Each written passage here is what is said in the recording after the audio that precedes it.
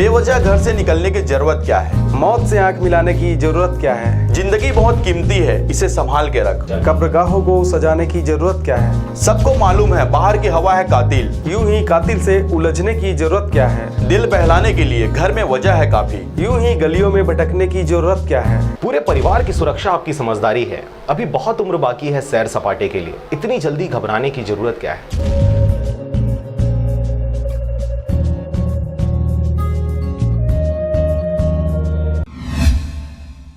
छत्तीसगढ़ में बढ़ते corona virus के प्रकोप को देखते हुए कुछ दिन पहले ही नेता प्रतिपक्ष धर्मलाल कौशिक ने एक बयान में कहा था कि छत्तीसगढ़ में इस महामारी को बढ़ावा देने के पीछे राज्य सरकार की महत्वपूर्ण भूमिका है। इस दौरान इस भीषण महामारी से निजात पाने के लिए इन्होंने अपने सारे पैतरे अपना लिए हैं और सभी के सभी विफल हैं। इस पर कटाक्ष करते हुए धर्मलाल कौशिक ने कहा कि अब राज्य सरकार को सरेंडर करते हुए सब कुछ केंद्र सरकार के हाथ में दे देना चाहिए। कि कुछ समय के लिए इनको ये कहना चाहिए कि प्रधानमंत्री जी हमसे नहीं संभल रहा है, बल्कि कोरोना को देख करके आप इस स्टेट को अपने हाथ में ले लीजिए, तो शायद केंद्र सरकार इसको नियंत्रित करे, कंट्रोल करे। अब राज्य सरकार के बस की बात नहीं है। तो यह समय जो है राजनीति करने के अपेक्षा चाहे समाज सेवी संस्था हो, चाहे प्रेस हो, चाहे पुलिस प्रशासन के लोग हो, सभी लोगों को मिलजुल करके इस महामारी से लड़ना चाहिए। तो सेंट्रल गवर्नमेंट के अपना स्वास्थ्य मंत्री जो है हर्षवर्धन जी ने एक समय बहुत बड़ी बात किए थे लोग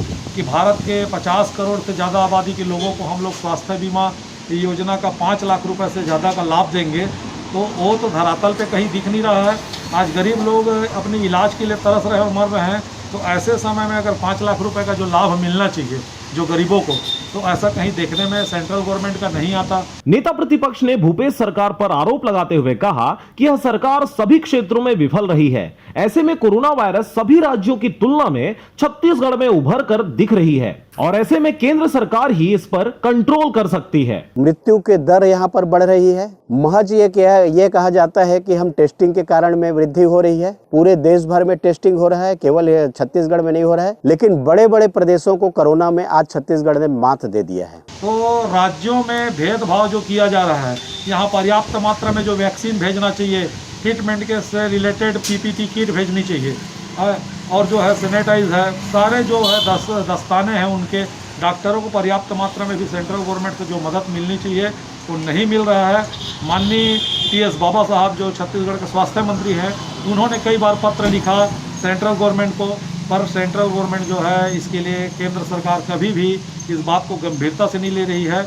ऐसा लगता है कि छत्तीसगढ़ क्या भारत का अंश नहीं है, जो उनको ध्यान देने में यहाँ पर तकलीफ हो रही है। इस वीडियो के वायरल होते ही शहर के आम नागरिकों सहित जनप्रतिनिधियों ने सत्ता और विपक्ष दोनों को एक ही थाली का चट्टा बट्टा बताते हुए कटाक्ष किया और कहा सबसे महत्वपूर्ण विषय है, अगर कोरोना वायरस का वैक्सीन ही नहीं बना है तो लोग सबसे ज्यादा ठीक क्यों हो रहे हैं, और अगर लोग ठीक हो रहे हैं तो फिर व्यापार और व्यवसाय पर लॉकडाउन क्यों व्यापारियों और आम लोगों के जीवन को दुश्वार किया जा रहा है। सभी व्यापारियों के लिए बहुत विषम परिस्थिति है। हम अपने में पुस्तक स्टेशनरी व्यवसायी हूँ। सबसे बड़ी बात तो यह है कि भाई अगर आप लॉकडाउन कर देते हैं तो जिसका किराए का दुकान है, किराए जो स्टाफ को खर्चा देते हैं, जो कर्मचारियों को खर्चा दे रहे हैं, है ना, काफ़ी सारी समस्या, जो सामान खरीद करके लेके आए थे आज उससे उबर नहीं पाए हैं, लोग ऋण में हैं, कर्ज में हैं। तो ऐसी विकट स्थिति है, ऐसी समस्या है जिसका कोई निदान नहीं दिख रहा है।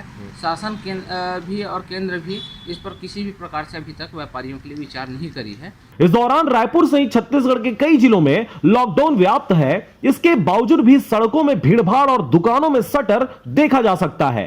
बिलासपुर, रायपुर, दुर्ग में तो बहुत अच्छा सा बंद का व्यापक असर देखने को मिला।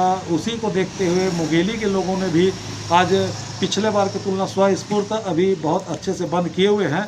निश्चित तौर पे शाम का कहीं पर ऐसा देखने को मिलता है कि लोग उसको नहीं समझ पाते और मैं कब तक घर में रहूँगा करके।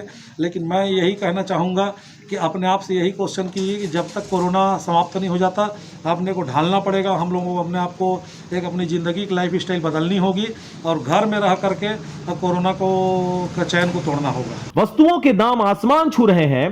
टमाटर 150 रुपए किलो, आलू और प्याज भी 100 के पार पहुंच रहे हैं। बीते दिनों शहर में खुलेआम ऊंचे दामों पर शराब बेचने वाला भी पकड़ा गया था। पर न जाने किस रूप में यह लॉकडाउन कारगर है और न जाने इतना कुछ होने के बाद भी घरों घर कोरोना वायरस कैसे पांव पसारता जा रहा है। फंस के मरे, या तो कोरोना से मरे, या बेरोजगारी से मरे, या व्यापारी लोग तो इतना ज़्यादा त्रस्त हैं इन लोगों के इस कारनामा से, समझ से बाहर है। अभी धर्मलाल कौशिक जी को मेन बेरोजगारी, व्यापारियों की समस्या, इतना ज़्यादा बीमारी बढ़ा हो, उसके बारे में बात करने के बजाय केंद्र को दे देना चाहिए। ठीक है, आप दे दीजिए केंद्र को, कोई आपत्ति नहीं है, लेकिन काम तो सही सिस्टम से होना चाहिए ना। बहरहाल नेता प्रतिपक्ष के दिए इस बयान के बाद पूरे क्षेत्र में सत्ता और विपक्ष के बीच शीत युद्ध छिड़ा हुआ है और ऐसे में अब यह देखने विषय होगा कि क्या अब कोरोना वायरस अयोध्या में बन रहे प्रधानमंत्री के सपनों का राम मंदिर निर्माण के बाद ही दूर हो पाएगा। Bureau report, RJ रमझाझर।